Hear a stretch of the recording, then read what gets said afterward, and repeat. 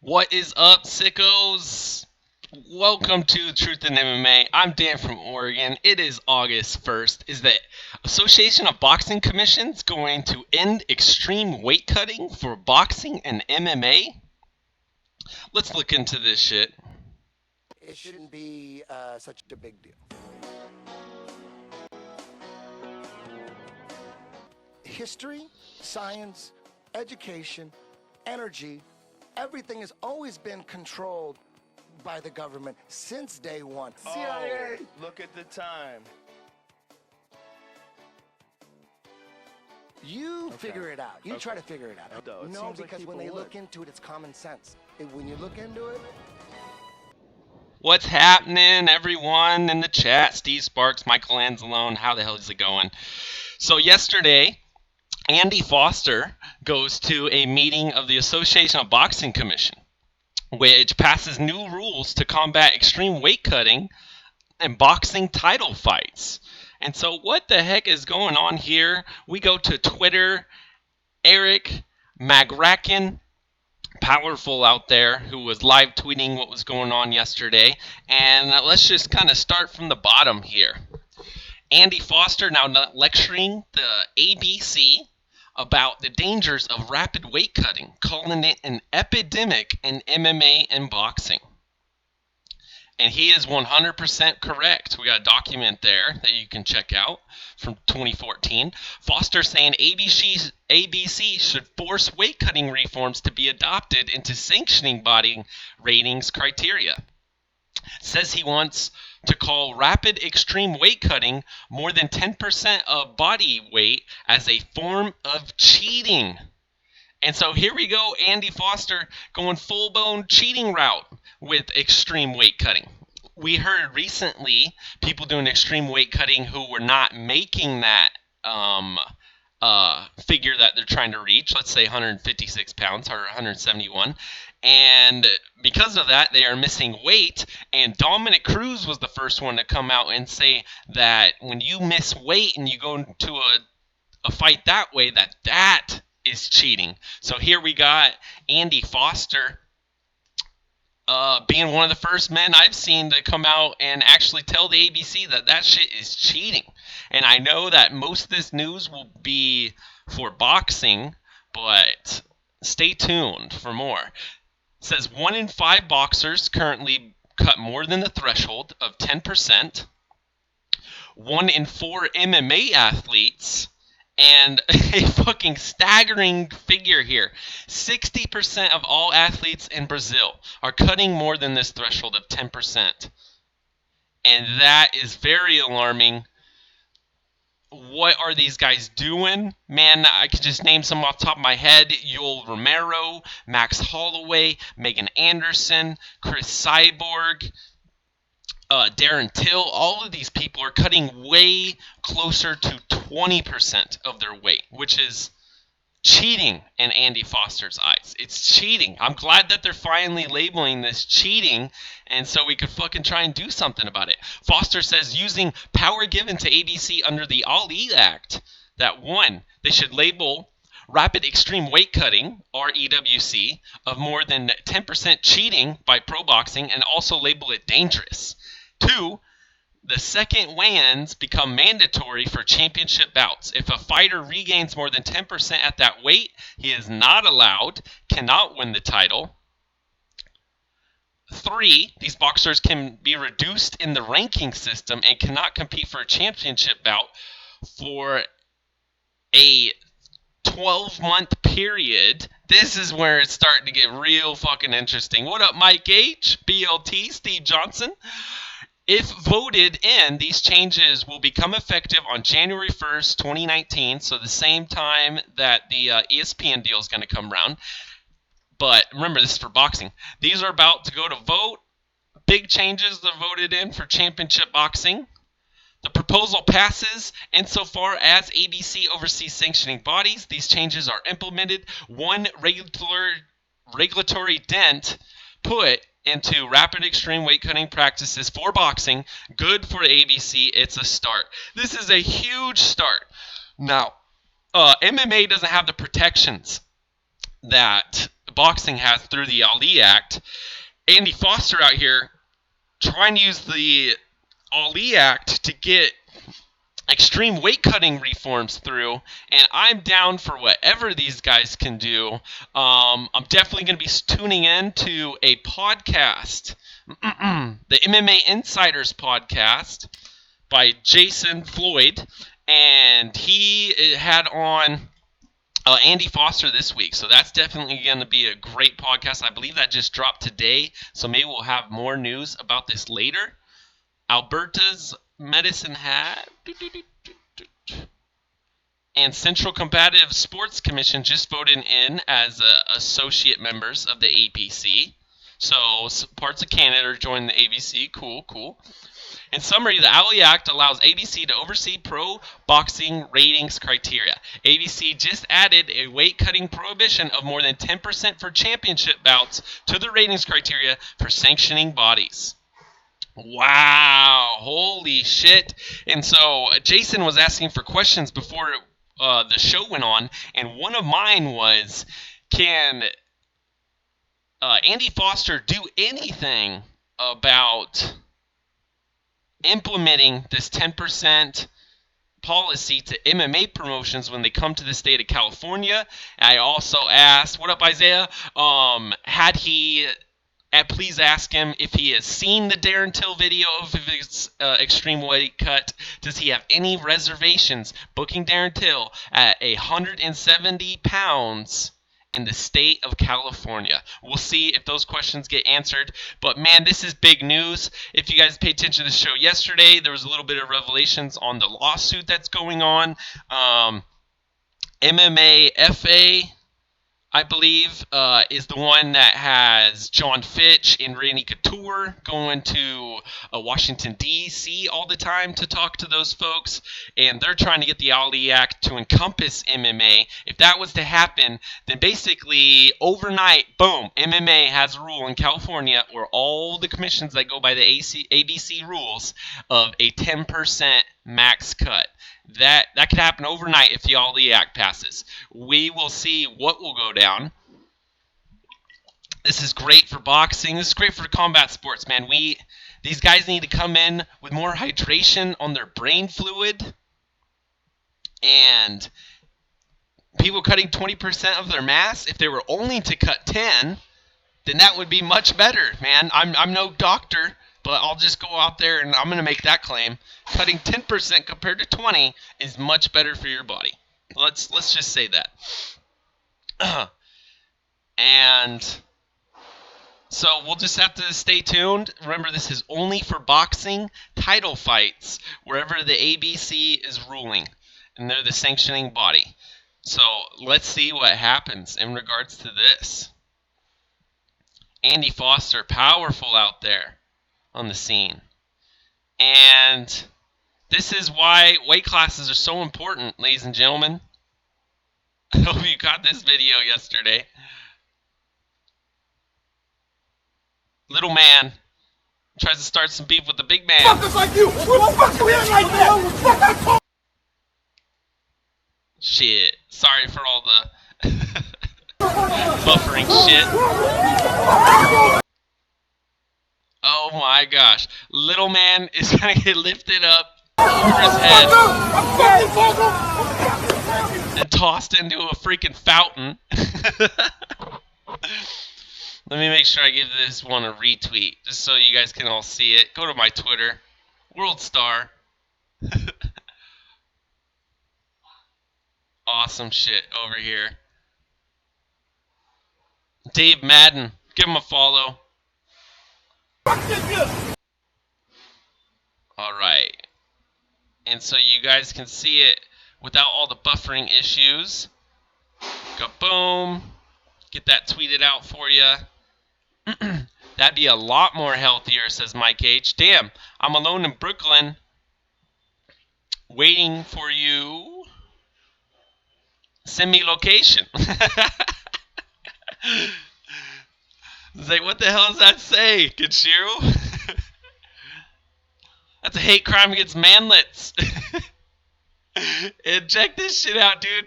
Eddie Bravo's on some comedy tour or something. And there's all these pictures from the Comedy Store. Powerful Joey Diaz, Sam Tripoli, all the other awesome Tom Segura. Oh, look at that. That's the one. Joe Rogan and Edgy Bra. Anyone who listens to JRE will get the Edgy Bra shit.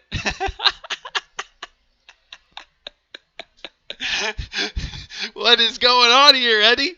I gotta fucking look into this shit, man. What?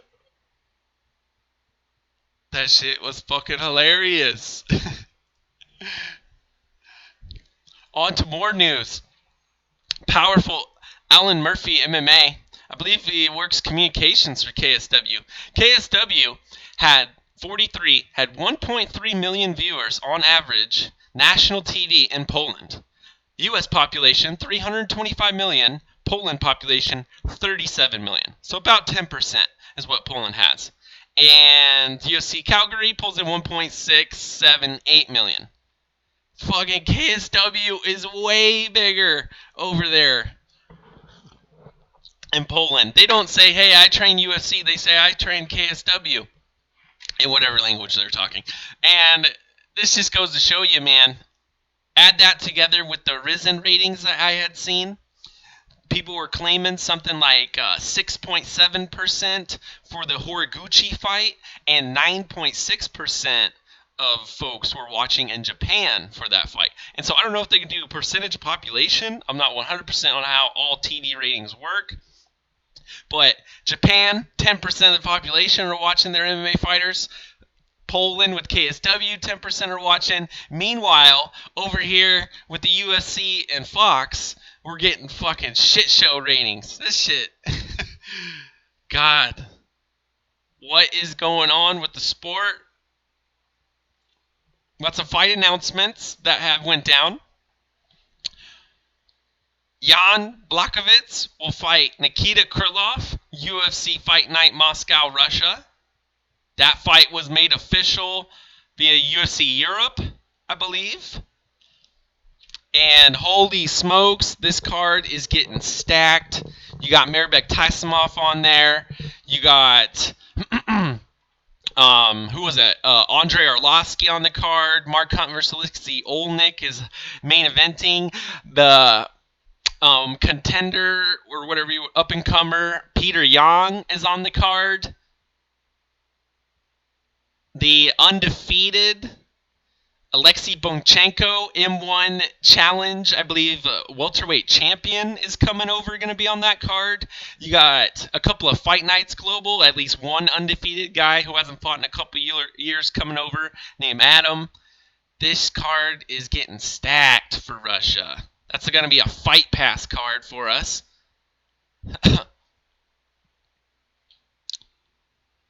On to more fight announcements. We got the first fight announcement for Moncton.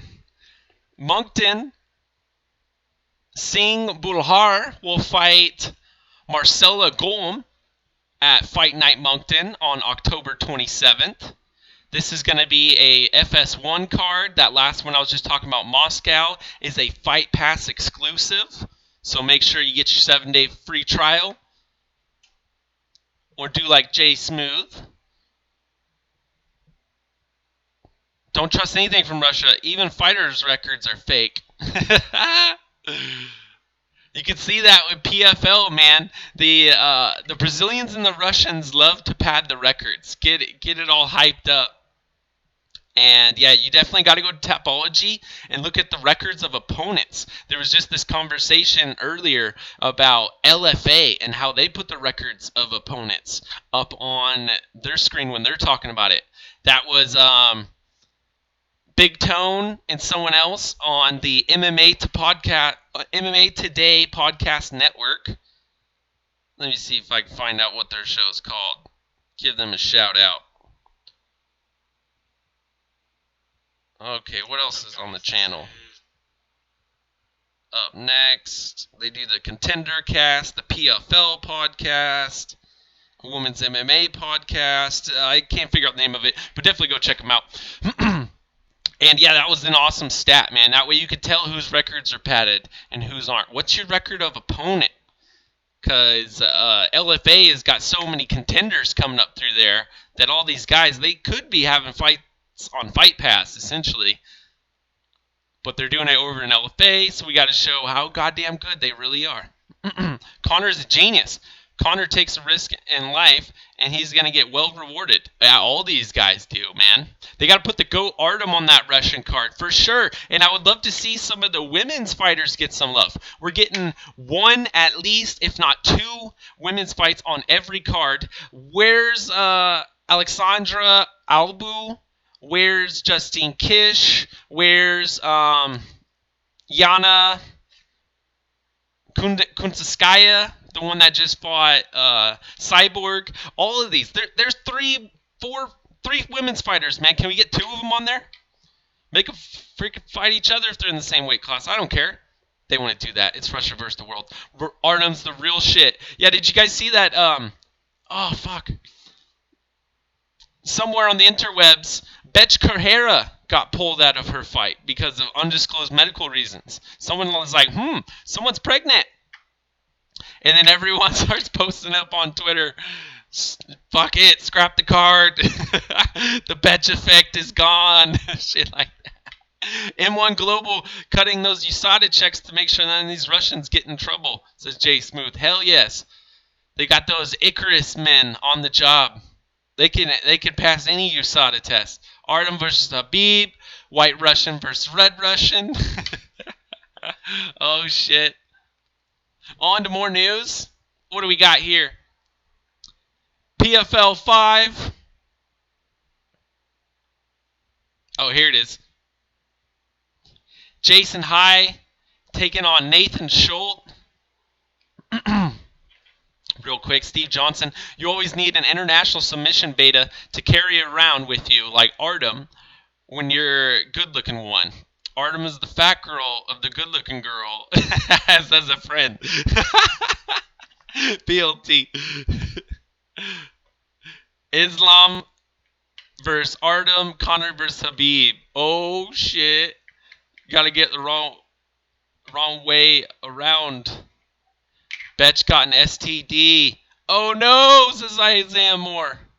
But on to the PFL news. PFL 5 will be tomorrow night back in Long Island from the Nassen Coliseum or whatever. Nazen? I don't know. And let's look at this card here. Jason High is your fill-in versus Nathan Schulte. Vinny Magalhaes versus Brandon Halsey. If you guys watched the last PFL card, I thought Brandon Halsey was in the fight of the night. 2 rounds of madness, and he finished him. The guy couldn't continue, yet he only gets 4 points. Should have been a 5-point win. Fuck Chicago. What the hell? Versus Vinny Magalhaes. That's a hell of a fight. Anyone who saw David Branch versus Vinny Magalhaes or any of Vinny's previous fights, he got a first round win in his last contest. That's going to be madness. Rashid Makhmedov, the man who I believe is undefeated. Can he bounce back versus Luis Firmino? Maximum Grishin versus Raheem Cleveland. Raheem Cleveland, the other one who was screwed out of a point, should be here with 5 points. And if you guys don't know PFL, you finish in the first, you get 6. The second, you get 5. The third, you get 4. And you go to a decision, you get 3. Looking at our man Will Brooks, who is taking on Robert Watley, who came into the contest with 5. And then on the Facebook watch portion, bunch of guys who are fighting for their chance to get into the playoffs. So these guys have definitely got their backs against the wall. Look for exciting finish potential here. You got to go for 6 when you only got 0. So Chris Wade versus Yuki Kanawa. Dan Spoon versus Artem Bulagadov. And then Islam Magomedov versus Efron Esquerdo. I believe Efron Esquerdo came in overweight, even though he won his last competition. Don't quote me on that. Maybe it was Thiago Tavares. And then Thiago Tavares versus Arthur Estrades. This is going to be awesome. Live and free on Facebook Watch, and then jumping over onto NBC Sports. If you guys haven't yet, I use the Fire TV. I've got NBC Sports downloaded, and then using someone in my family's login to get up on there and watch that shit. So if you can't find the stream, or you don't want to go that route, get a nice clear stream, just contact some people in your family. Yo, I'm a sicko. I need to watch my MMA. Give me your password. Uncle Renato Larjo, whatever his name is, will be rooting for Vinny Magalhaes to get his ass whipped, says Jason. Shit, we should maybe get a clip of him talking about Vinny. Arnhem defected to Ireland. Poor Justin Sumter. We should hold a funeral. Oh, shit. I did catch some of Dana White's Contender Series from yesterday. 4 men walked away with a contract. Apparently, Dana White gives away 3. And then in the midst of watching a 45-second replay, he's like, you know what? Give that guy a contract, too. So whoever's running the replay package programs, freaking, you better get a thank you card from that last gentleman who got in. Or maybe he just got the word from one of the other matchmakers. We got to get him in. Dan trying to pronounce these names. That's what's up. Yo, this isn't the fucking John Anik program. All right, Joe from H-Town. On to more news. Cough up the password. We won't have any problems. I'm already using someone else's, Steve. Or is that what you say to your family? Gun to the head. Ouch, what a head kick. An LFA highlight from Roots of Combat. Let's see if we can get that reloaded.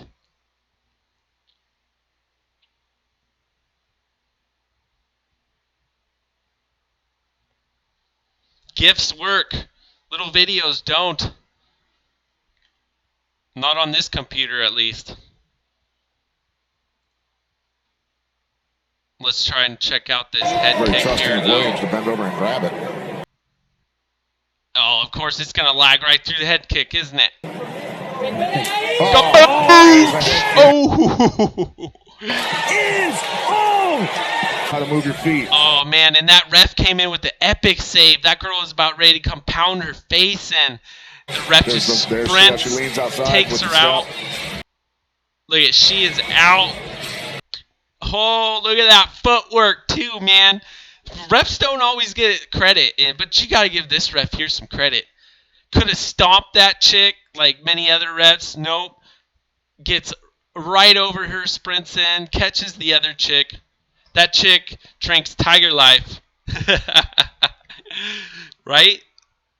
Maybe she's training at that Tiger Muay Thai gym in Thailand as well.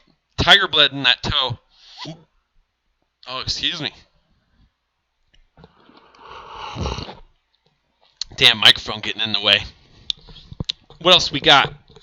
We got a BJ Penn article via Drake. This is a good one called Under the Microscope. Which fighters left the UFC on their terms and why? So it talks about how which guys left the UFC just because they were too old and washed up, and then which guys left for more money. Maybe your Phil Davises, your Roy McDonalds, your Benson Hendersons. Benson's kind of in the middle of the ground there.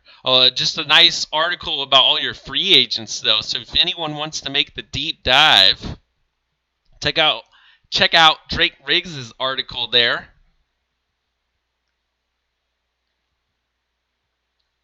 Girl in the pink needs to speak to Aljo. And holy shit, gotta give my boys some props here from the Slip and Dip podcast. If you like any of the Texas scene, these guys definitely lean Texas since they're from there. And they get on the Black Beast, James Vick, Overkill Hill, all the time Angela Overkill Hill, and many of folks. And in this last week, they had Angela Overkill Hill, MMA Jim Edwards, who's like the Ariel Helwani over there in Europe, some might say. And they also had on Deontay Wilder, the Browns bomber. Got to give these guys props for that. So definitely Combat Sports enthusiasts over here showing some love to the boxing game.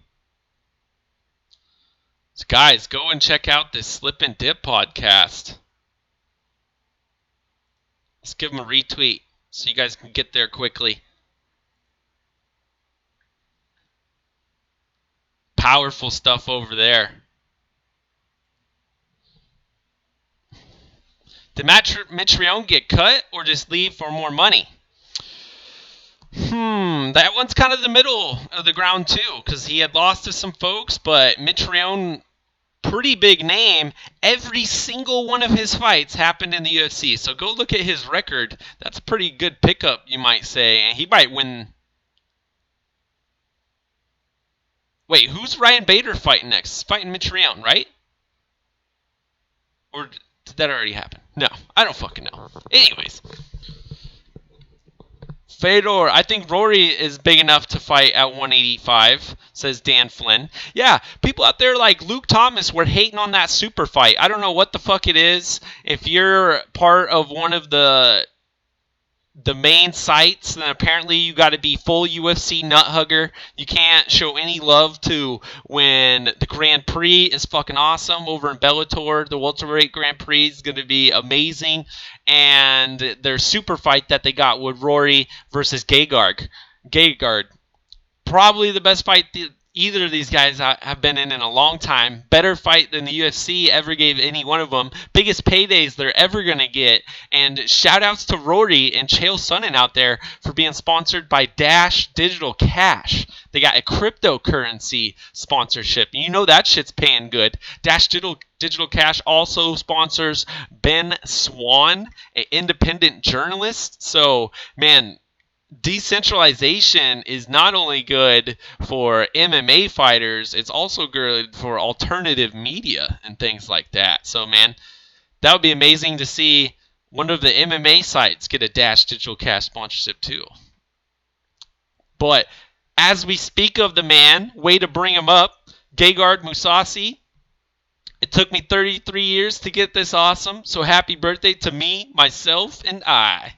And he's got a Snoop Dogg, like gin and juice gif over here. Hell yeah, Gegard. Dude's hilarious. Ever since he lost to Uriah Hall, he went all salty Mousasi on us. Started saying I'm fucking top 5 at least after he avenged his loss. Going out there and just talking hella shit on Lyoto Machida, saying he looks like a greased up 13-year-old boy. Could have said 14. I always forget. And Gegard is too advanced for the young Rory and bigger. Only sudden KOs can beat Gegard. Roy's the decision grinder. He won't beat Gegard in a decision. Hopefully, it's a great freaking fight because those dudes are hella well-rounded. But, man, Gegard used to fight at 205. He's at 185. He's definitely going to have the slight size advantage. Nothing too crazy we haven't already seen, but we will see how Firas Zahabi's training has been going on Rory and how much improvements he's been making throughout his career, because we know Gegard is definitely up there. And at 33, this man is in the prime of his life. This is going to be epic. Gegard has a win over Mark Hunt. Yes, he sure does. Plenty of wins. Jacare. Fucking can't even remember him right now. But check out this old school photo of Chuck Norris and Bruce Lee. What? Let's see if I can make that big for us. Chuck vs. Bruce, 1972. History and Pictures on Twitter.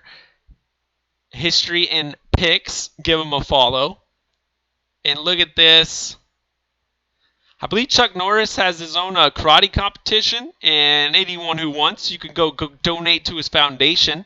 He focuses on some of the underprivileged down there in the Texas area, and the powerful Bruce Lee here, MMA legend.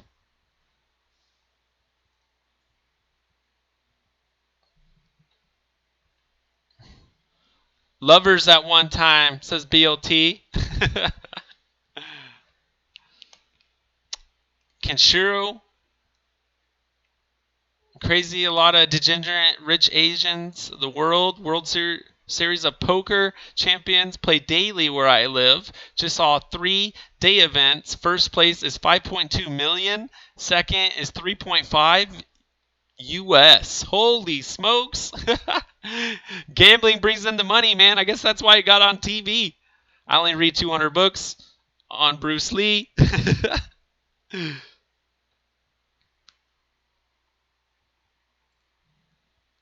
That's an awesome photo, though. Had to come show everybody.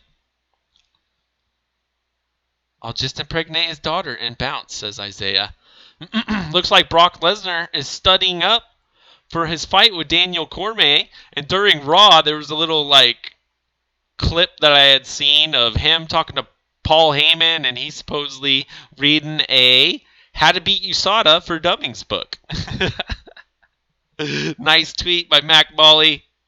Some good shit here.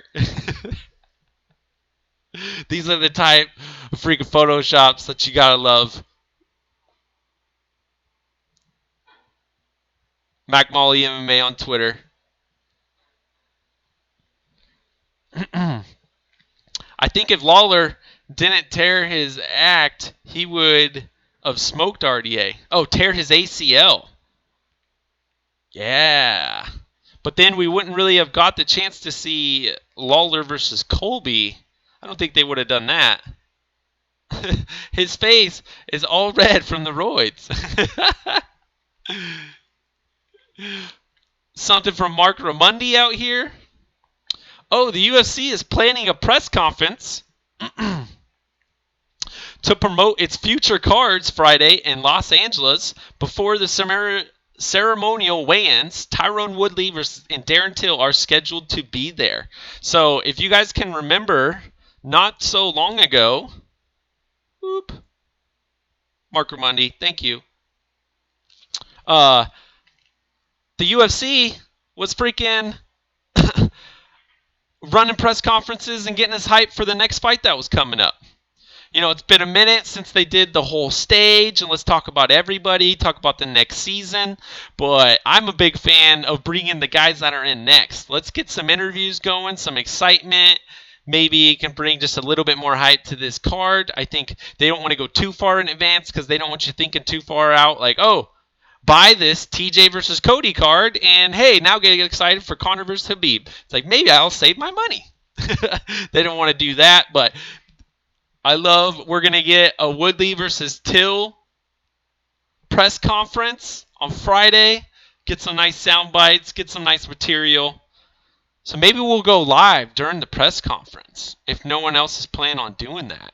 What do you guys think? Let me know in the chat. Should we do a Truth in MMA in the morning on Friday? Or should we try and go live during the press conference? That way we can all react together. What would you guys like to do? At 9 a.m. or press conferences usually roll through at like noon or some shit like that. 1 or 2. Sometimes Luke broadcasts them. Let me know in the comment section down below if you want a UFC press conference live stream. In other news,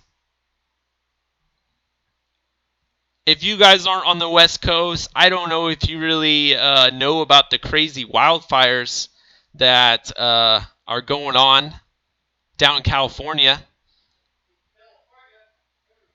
Everywhere. But a guy down in the Yosemite Valley, a second firefighter, has lost his life. So, man, I'm sorry for you and your family. Condolences. Rest in peace. Thanks for doing the damn thing. He leaves behind 2 children and a wife. That's no joke, man, that job. Wildland firefighting is extremely dangerous. There's a reason they go to all the rural areas to get all the hard-working people that they think it's getting a nice payday. But at the end of the day, man, dangerous job, like most jobs that young men get. So rest in peace, friend. And lastly, gotta go off with a highlight here. someone was posting here saying like, "Oh, I'm gonna watch Gilbert Melendez versus Diego Sanchez." Thank you for that. I rewatched it as well. Let's see the banger that I remember. It is. I know. It's a classic. So it says it's one of my favorite fights of all time, Mac Molly. It's the first fight I show them. And then Cerebral Hunter, Deli Skeeto on Twitter says Takayama versus Fry for the win as the first fight you should show somebody. And maybe what's your favorite fight overall? Let me know in the comment section down below. I would love to know. And if you ever got any topics or anything that you want me to hit on, DM me on Twitter at Dan from Oregon. Or just send me the link and hopefully we'll discuss it.